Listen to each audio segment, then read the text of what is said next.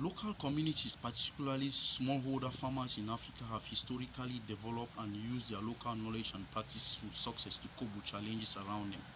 These local knowledge and practices constitute their local ways of knowing and doing that have been transferred from generation to generation through a process of oral and collective learning and experimentation. However, the rapidly changing climate poses significant threats to their ecosystem and human well-being. Unfortunately, the international law and national law processes have failed to consider the local knowledge of these communities and have rather seen communities as victims that should be receptors of solutions that are top-down. In my research, I seek to address the question, what is it about the lawmaking process that incorporates or not the local knowledge and practices of vulnerable communities? In this research, I seek to use a qualitative approach where I would use semi-structured interviews to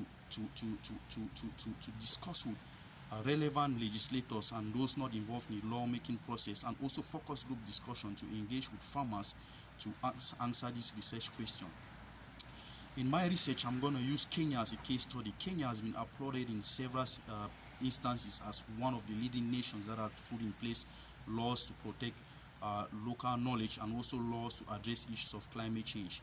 By exploring the factors and concepts that have characterized the lawmaking process in Kenya, I would be able to develop theoretical explanations about what is it about the lawmaking process and what are the challenges this process entails. By so doing, I'll be able to apply these same theories beyond the Kenyan context.